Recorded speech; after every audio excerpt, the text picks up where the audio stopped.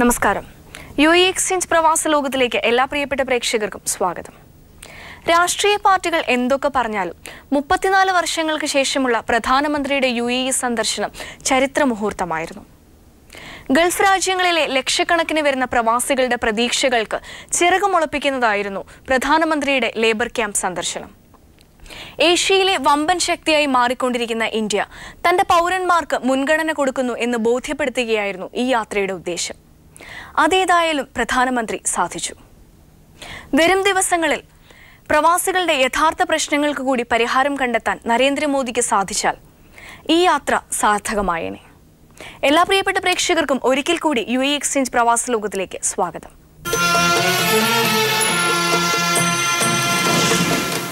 വെസ്കോസ ക്യാമ്പിലുണ്ടായ തീപിടുത്തത്തിൽ മരണപ്പെട്ട Dammam town Navodaya ബാദിയ unit അംഗമായിരുന്ന രാജുവിന് നവോദയയുടെ അംഗമായിരിക്കെ മരണമടയുന്നവർക്ക് നൽകുന്ന 1 ലക്ഷം രൂപയുടെ ധനസഹായം തിരുവനന്തപുരത്ത് B. സത്യൻ MLA രാജുവിന്റെ ഭാര്യ ശ്രീജയ്ക്ക് കൈമാറി.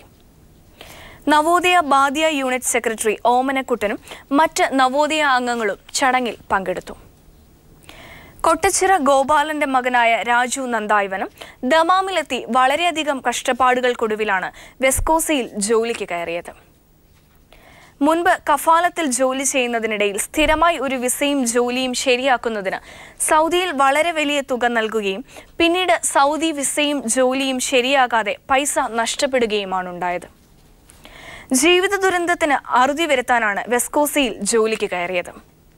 കുടുംബത്തിന്റെ നല്ല നിലയിൽ എത്തിക്കുന്ന തിരക്കിലാണ് താമസ സ്ഥലത്ത് തീപിടുത്തത്തിൽ മരണപ്പെട്ടത്. മുറിയിലകപ്പെട്ട രാജുവിന് തീപിടുത്തത്തിൽ പുറത്തേക്ക് രക്ഷപ്പെടാൻ കഴിയാതെയായിരുന്നു മരണം സംഭവിച്ചത്. മൃതദേഹം നാട്ടിലേക്ക് കൊണ്ടുപോവുകയും വീട്ടുവളപ്പിൽ സംസ്കാരം നടത്തുകയും ചെയ്തു. മൃതദേഹത്തോടൊപ്പം സഹോദരനായ രത്നാകരൻ അനുഗമിക്കുകയും മൃതദേഹം നാട്ടിലെത്തിക്കുന്നതിനായി കമ്പനിയിൽ നിന്ന് വളരെ നല്ല ഇടപെടലുകൾ ഉണ്ടാവുകയും നവോദയ പത്രപ്രവർത്തകരായ നാസ് വക്കവും അയൂബ് കൊടുങ്ങല്ലൂരും ദമാം ടൗൺ സാമൂഹ്യക്ഷേമ പ്രവർത്തകരും ഉത്സാഹത്തോടെ പ്രവർത്തിച്ചതിനാൽ വളരെ കുറഞ്ഞ ദിവസങ്ങൾക്കുള്ളിൽ മൃതദേഹം നാട്ടിലെത്തിക്കുകയും ചെയ്തു. സ്വന്തമായി ഒരു വീടും വെക്കണമെന്നും 2 കുട്ടികളെയും നല്ല നിലയിൽ പഠിപ്പിക്കണമെന്നും വളരെ ആഗ്രഹമുണ്ടായിരുന്ന രാജു സുഹൃത്തുക്കളോട് ഇത് പങ്കുവയ്ക്കാറുണ്ടായിരുന്നു. മകൾ ഉയർന്ന മാർക്കോടെ +2 പാസ്സായി കോളേജിൽ ചേരുന്നതിനുള്ള തിരക്കിനിടയിലാണ് ദാരുണമായ അന്ത്യം സംഭവിച്ചത്. കളിമണ്ണ് കൊണ്ട് നിർമ്മിച്ച ചുമരുകളുള്ള ഓലമേഞ്ഞ ഒരു കൊച്ചു വീട്ടിലാണ് ഭാര്യയും 2 കുട്ടികളും താമസിക്കുന്നത്.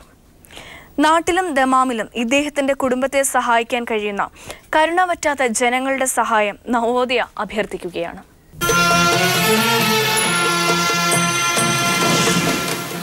മാസ് തബൂക്കിന്റെ 10ാം വാർഷിക സമ്മേളനം വിപുലമായ പരിപാടികളോടെ നടന്നു. പ്രതിനിധി സമ്മേളനം മാസ് തബൂക്കിന്റെ രക്ഷാധികാരി പ്രദീപ് കുമാർ ഉദ്ഘാടനം ചെയ്തു. പൊതുസമ്മേളനം ജിഥ നവോദയ രക്ഷാധികാരി അംഗവും കൈരളി TV റിപ്പോർട്ടറുമായ അബ്ദുറഹിമാൻ വണ്ടൂർ ഉദ്ഘാടനം ചെയ്തു. 2015-2018 വർഷങ്ങളിലേക്കുള്ള പുതിയ ഭാരവാഹികളെയും പ്രതിനിധി സമ്മേളനത്തിൽ തെരഞ്ഞെടുത്തു. സെക്രട്ടറിയായി ഫൈസൽ നിലമേൽ, പ്രസിഡന്റായി മാത്യു തോമസ് നെല്ലുവേലിൽ, ട്രഷററായി Jose Karaya, coordinator Rahim Bharathannoor, arts and sports convener Babu Kollam, ജീവകാരുണ്യ വിഭാഗം കൺവീനർ ഉണ്ണി മുണ്ടുപറമ്പ് എന്നിവരെയും 21 അംഗ എക്സിക്യൂട്ടീവ് അംഗങ്ങളെയും യോഗം തെരഞ്ഞെടുത്തു. കൈരളി പ്രവാസലോകം പ്രതിനിധി നാസർ കാരക്കുന്ന്, ഗംഗാധരൻ, ഷമീർ, ഷിബു, ഉണ്ണി മുണ്ടുപറമ്പ് എന്നിവർ ആശംസകൾ നേർന്നു. 2014 നവംബറിൽ സൗദി അറേബ്യയിലെ ഹൈലേക്ക് ജോലിക്ക് പോയ വാവാച്ചിയെ തേടിയാണ് അമ്മയും സഹോദരിയും പ്രവാസലോകത്തിലെത്തിയിരിക്കുന്നത്. നട്ടലിന് സുഖമില്ലാതിരുന്ന വാവാച്ചിയെ ഓഫീസ് ക്ലീനിംഗ് ജോലി എന്ന് പറഞ്ഞ് വിശ്വസിപ്പിച്ചാണ് സൗദിയിലേക്ക് കൊണ്ടുപോയത്. എന്നാൽ അവരുടെ ശാരീരിക ബുദ്ധിമുട്ടുകൾ പരിഗണിക്കാതെയുള്ള ജോലികളായിരുന്നു വാവാച്ചിയെ കാത്തിരുന്നത്. ക്യാൻസർ രോഗബാധിതയായ വാവാച്ചിയുടെ അമ്മ തൻ്റെ മകളുടെ വരവും പ്രതീക്ഷിച്ചിരിക്കുകയാണ്. ഒരിക്കലെങ്കിലും തൻ്റെ മകളെ ഒന്ന് കാണണം എന്ന ആവശ്യവുമായാണ് അമ്മയും സഹോദരിയും ഇന്ന് പ്രവാസ ലോകത്തിലെത്തിയിരിക്കുന്നത്. വാവാച്ചിയെക്കുറിച്ച് നമുക്ക് ഇവരോട് ചോദിച്ചറിയാം. വാവാച്ചിക്ക് എത്ര വയസ്സുണ്ട്? 47.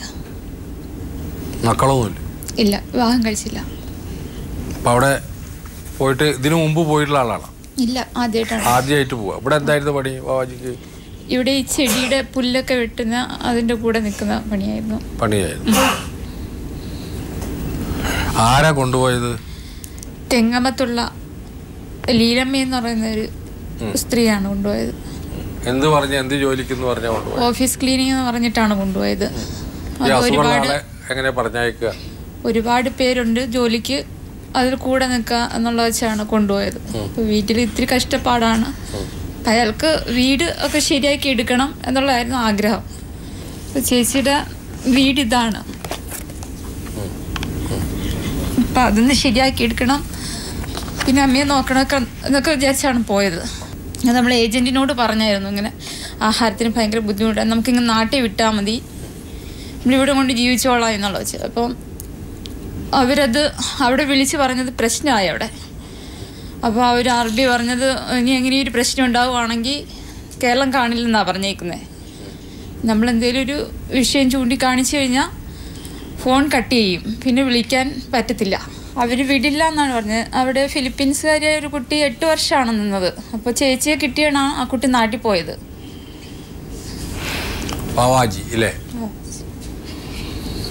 എത്രയും പെട്ടെന്ന് എൻ്റെ മോളെ എനിക്കൊന്ന് കാണാൻ. പ്രവാസലോകം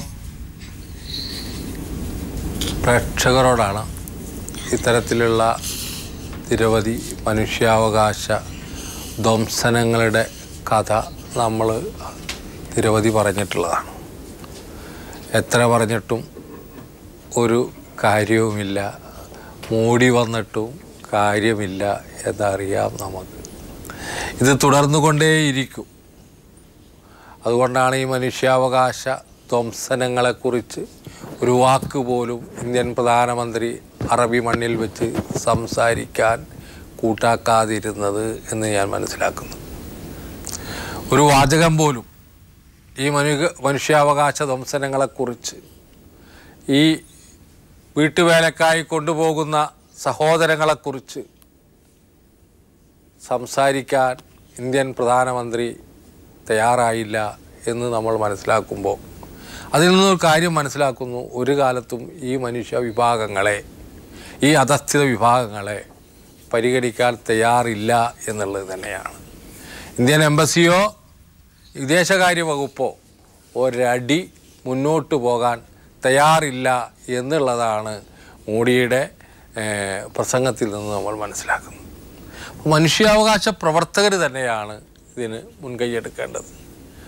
നമ്മളെപ്പോലെയുള്ള ആളുകൾ, ഇപ്പോൾ വാവാജി എന്ന് പറയുന്ന സ്ത്രീയെ കൊണ്ടുപോകുന്നത് അവർക്ക് അസുഖമുള്ള സ്ത്രീയാണ്, അവർക്ക് ഇതിനെക്കുറിച്ച് മുമ്പ് പരിചയമില്ലാത്ത ഒരാളാണ്. അവരെ കൊണ്ടുപോകുന്നത് ഓഫീസ് ജോലിക്ക് എന്ന് പറഞ്ഞാൽ, ഓഫീസ് ക്ലീൻ ചെയ്യാനെന്ന് പറഞ്ഞാണ് കൊണ്ടുപോയ ആളുകൾ. പറഞ്ഞ കാര്യങ്ങളൊന്നും പാലിക്കപ്പെട്ടില്ല എന്ന് മാത്രമല്ല, അവർക്ക് പോലീസിലൊക്കെ ചെറിയ സ്വാധീനമുണ്ട് കേരളത്തിൽ. ഇവർക്ക് ആർക്കുമില്ല, ആരുമില്ലാത്തവരാണ് ഇവർ.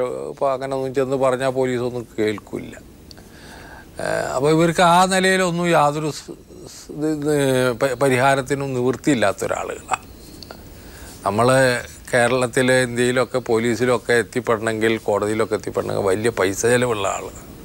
അപ്പോൾ ഇതൊന്നും അവർക്ക് വിധിച്ചിട്ടുള്ള കാര്യങ്ങളല്ല. നീതി, അതുപോലെ പോലീസ് സംരക്ഷണം, ഇതൊന്നും ഇത്തരത്തിലുള്ള അധസ്ഥിതരായ മനുഷ്യർക്ക് ഒരു കാലത്തും വിധിക്കപ്പെടാത്ത ഒന്നാണ് എന്ന് ഈ ചാനൽ മനസ്സിലാക്കുന്നുണ്ട്. അതുകൊണ്ടാണ് അവരുടെ ഒരു ശബ്ദമായിട്ട് നമ്മൾ വരുന്നത്. വാവാജി ഹായിലുണ്ട്, അവിടെ നമുക്ക് പ്രവർത്തകരുണ്ട്. അതാണ് നമ്മളുടെ ഒരു ഇത്. എന്തും വില കൊടുത്തു ഇത്തരത്തിലുള്ള മനുഷ്യരെ സംരക്ഷിക്കുന്ന വലിയൊരു മനുഷ്യ സമൂഹം ഗൾഫ് മേഖലകളിലുണ്ട്. അവർക്കൊന്നും ഒരാളുടെ പ്രസംഗമോ അല്ലെങ്കിൽ ഒരാളുടെ ഔദാര്യമോ അല്ലെങ്കിൽ വാഗ്ദാനങ്ങളോ ഒന്നും നോക്കിയിട്ടല്ല അവർ പ്രവർത്തിക്കുന്നത്. അവർ തങ്ങൾ ജീവിക്കുന്ന സമൂഹത്തിൽ അധസ്ഥിതരായ മനുഷ്യർ നേരിടുന്ന ദുരന്തങ്ങളെ പ്രതിരോധിക്കാനുള്ള ഒട്ടേറെ വിവിധ രീതിയിലുള്ള പ്രവർത്തനങ്ങളാണ് അവർ നടത്തുന്നത്. അവർ തന്നെയായിരിക്കും വാവാജിയെ രക്ഷിക്കാൻ വേണ്ടിയിട്ട് ഹായിൽ വരിക എന്ന് ഞാൻ വിശ്വസിക്കുന്നു. പ്രവാസലോകം പ്രവർത്തകർ, അതുപോലെ തന്നെ വ്യത്യസ്ത സാമൂഹ്യ രംഗത്ത് പ്രവർത്തിക്കുന്ന ആളുകൾ, ഇത്തരത്തിൽ തികച്ചും ദുർബലരായ ഒരു മനുഷ്യൻ പോലും തിരിഞ്ഞു നോക്കാൻ സാധ്യതയില്ലാത്ത വാവാജിയെപ്പോലുള്ള സഹോദരിമാരെ സംരക്ഷിക്കാൻ വരേണ്ട ചുമതല നമുക്കുണ്ട് എന്നുള്ളതാണ് മനസ്സിലാക്കുന്നത്. അപ്പം സൗദി അറേബ്യയിൽ ഇത്തരത്തിലുള്ള നിരവധി വ്യക്തികൾ പ്രവർത്തിക്കുന്നുണ്ട്, ചെറിയ ചെറിയ സമൂഹങ്ങൾ പ്രവർത്തിക്കുന്നുണ്ട്. അവരോടെല്ലാം എനിക്ക് പറയാനുള്ളത്, ഈ സഹോദരിയെ നമ്മൾ സംരക്ഷിക്കാൻ വേണ്ടി തയ്യാറാകണം. വാവാജി ഇന്ത്യൻ എംബസിയിലേക്ക് എങ്ങനെയെങ്കിലും ഒരു കത്തയക്കാൻ ശ്രമിക്കണം. കാര്യമൊന്നും ഉണ്ടായിട്ടല്ല, എങ്കിൽ പോലും അത് നടക്കണം. നിങ്ങളും ഇന്ത്യൻ എംബസിയിലേക്ക് ഒരു കത്തയക്കണം. നിങ്ങളുടെ MLA, കരുനാഗപ്പള്ളി MLA ഉപയോഗിച്ചുകൊണ്ടും ഒരു കത്തയക്കാൻ ശ്രമിക്കണം. അവിടെയുള്ള പ്രവാസലോകം പ്രവർത്തകർ എങ്ങനെയെങ്കിലും വാവാജിക്ക് ഫോൺ ചെയ്യാൻ പറ്റുമെന്നുണ്ടെങ്കിൽ അവരുടെ നമ്പർ ഞങ്ങൾ തരുന്നുണ്ട്, ഇവരെ അടുത്ത് കൊടുക്കുന്നുണ്ട്. അവരെ വിളിക്കാനുള്ള എങ്ങനെയെങ്കിലും നിങ്ങൾ വിളിക്കാം എന്നാണ് എനിക്ക് വാവാജിയോട് പറയാനുള്ളത്. വീട്ടുജോലിക്കായാണ് തിരുവനന്തപുരം വിതുര സ്വദേശി ശോശാമ്മ ലീലാമ്മ കുവൈത്തിലേക്ക് പോകുന്നത്. 2012 ജോലിക്ക് ചേരുമ്പോൾ ഒരു ജീവിതമാർഗം മാത്രമായിരുന്നു ഇവരുടെ ലക്ഷ്യം.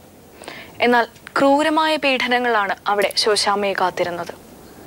പലപ്പോഴും ശമ്പളമോ ഭക്ഷണമോ ലഭിക്കാതെ 24 മണിക്കൂറും ജോലി ചെയ്യേണ്ട അവസ്ഥയാണ് ഇവർക്ക്. അമ്മയുടെ തിരിച്ചുവരവാണ് ഈ മകനും മകളും ഭർത്താവും ആഗ്രഹിക്കുന്നത്. ശോശാമ്മ 2012 പോയതല്ലേ? 3 വർഷമായി അല്ലേ? 2 വർഷവും 8 മാസവും. ആരാ കൊണ്ടുപോയത്? വീട്ടിനടുത്തുള്ള ഒരാളെ. ആരാ പേര്? സന്ധ്യ. സന്ധ്യ എന്ന് പറഞ്ഞു. അത് ആ പെണ്ണ് അവിടെ വെച്ച് കൊല്ലപ്പെട്ടു. ഓഹോ, എങ്ങനെ? ഗ്യാസ് എന്തോ പൊട്ടി തെറിച്ചെന്നാണ് പറയണത്. ഓഹോ, അപ്പോൾ ഇവരാരെ കൂടെ ജോലി ചെയ്യുന്നത്? ഇവർ രണ്ടും ഒരു വീട്ടിലായിരുന്നു. അവർ മരിച്ചു? അവർ അവിടെ വെച്ച് മരിച്ചു. ഓ, പിന്നെ ഇവര് നാട്ടിലേക്ക് വരാൻ ശ്രമിച്ചില്ല? വിടുന്നില്ല അവര്. എന്താ പറയുന്നത്? അടുത്ത ജോലിക്കാർ വന്നിട്ട് വിടാന്ന് പറയുന്നു. അപ്പോൾ എംബസിയിൽ പരാതിപ്പെട്ട ഞങ്ങൾ? നമ്മൾ ഫോൺ വിളിച്ച് അറിയിച്ചു. അല്ല, എംബസിയിൽ പരാതിപ്പെട്ട? ഇല്ല, അവിടെ നിന്ന് വിളിച്ചില്ല. പരാതിപ്പെട്ട വെളിയിൽ നിന്ന് ഇറങ്ങാൻ പറ്റുന്നില്ല. നിങ്ങൾ പരാതിപ്പെടാലോ? നമ്മൾ പരാതിപ്പെട്ട് എംബസിയിൽ പരാതിപ്പെട്ടോ? അവിടുത്തെ എംബസിയിൽ കൊടുത്ത് നോർക്കയിൽ പരാതി കൊടുത്ത്. അതെന്ത് പറഞ്ഞു അവരൊക്കെ?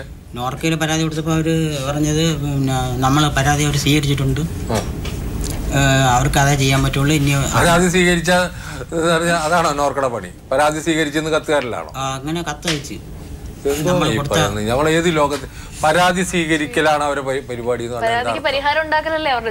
നമ്മൾ കൊടുത്ത പരാതി അവരങ്ങ് അയച്ചിട്ടുണ്ട്, ഇനി അവരാണ് തീരുമാനിക്കണമെന്ന് പറഞ്ഞിട്ട് ഒരു കത്ത്. അല്ല, ഇവരാണ് അത് തീരുമാനിച്ചോ ഇല്ലേ എന്നുള്ളത് നമ്മൾ അറിയിക്കേണ്ടത്.